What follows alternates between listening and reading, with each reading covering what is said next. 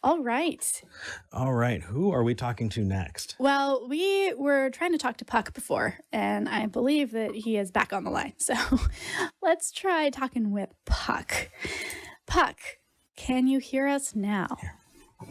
Puck is on the line. Yay! Look at that. Yay! What did you want to talk about? Okay, so I was co-hosting a show that some of our viewers may have heard of called Truth Wanted. And it has come to my attention that philosophy is a very weak spot of mine.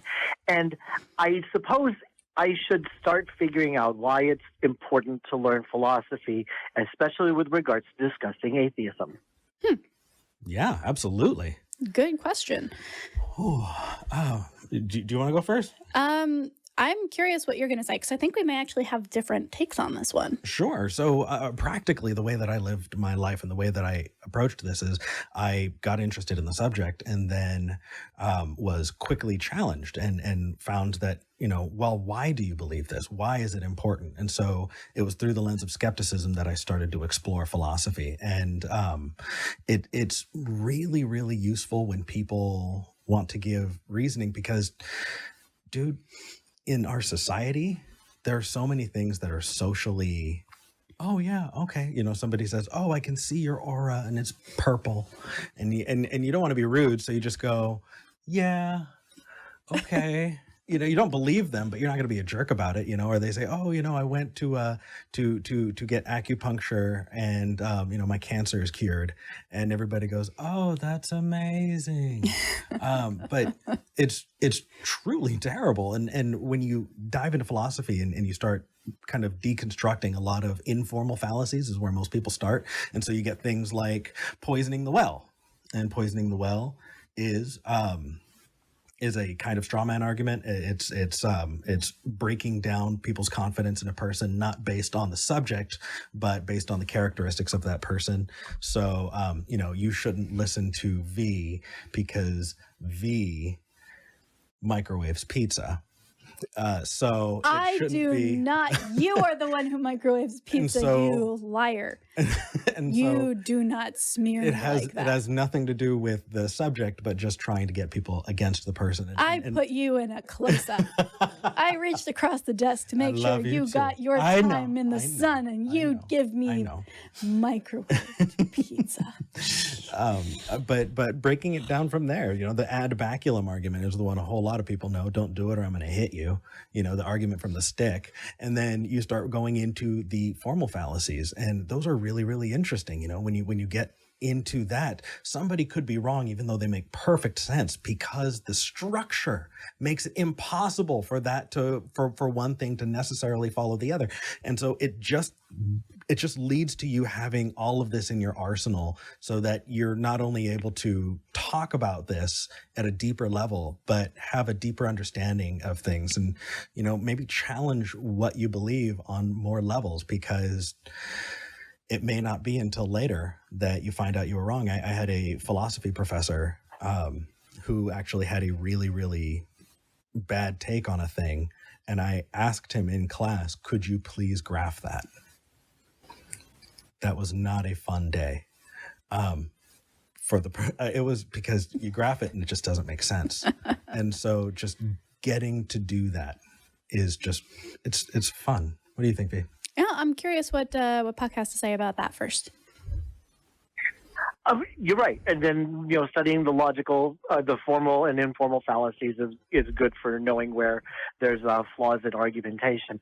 I suppose it's more, to me, I think of it the same way that math and music are very related, where you can get a very deep appreciation for music if you know a lot of the math behind it, but you don't really need to. And even if you can't say why pitches are mathematically related to each other or anything else that any other ways that math is related to music, you can still have a very good appreciation for music, including being able to critique music.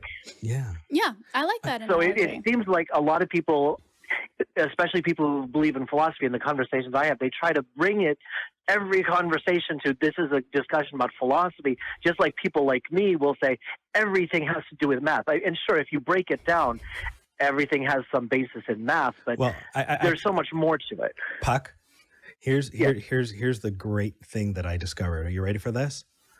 Yeah. Math is derived from philosophy. Yeah. So when we say everything goes back down to math, you can take it one more spot and it goes down to philosophy.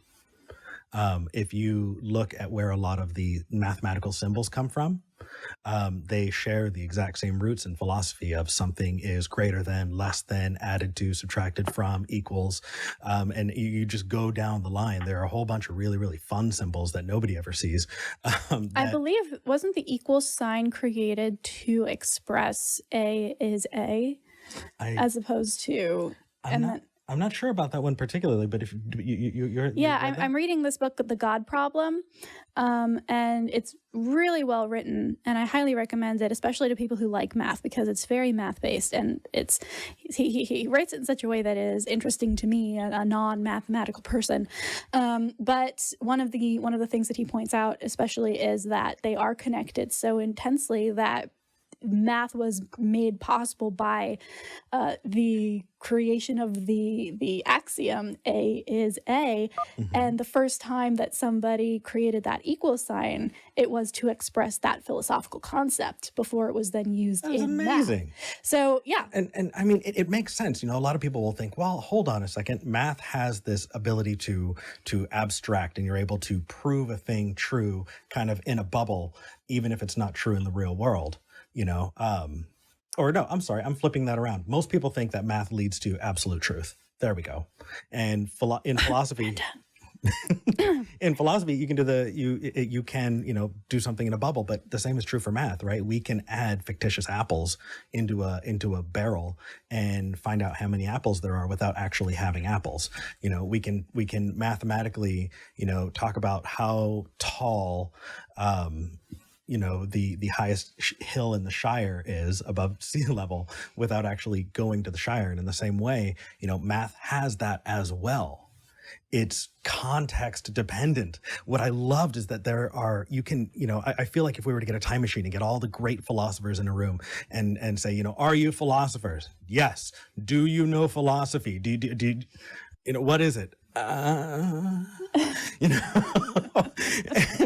and mathematicians at the same time, you know, can with amazing certainty be able to get us, you know, to the moon. It can get us into space. It can get us technology and all of that, but it's within context. And without the context, you ask somebody, you know, what does a thing add up to? And undefined. See, but here's where I'm going to jump in and express, Puck, why I think philosophy specifically and understanding these is important if you are trying to come up against certain apologetics and apologists. Now, if you want to be a good atheist, a good skeptic, you don't really need to know a lot of philosophy, right? You can get a grasp of the informal fallacies, maybe a couple of the formal ones, and you're pretty much good to go. This isn't like you need to know philosophy or else you are not a good skeptic kind of conversation at all.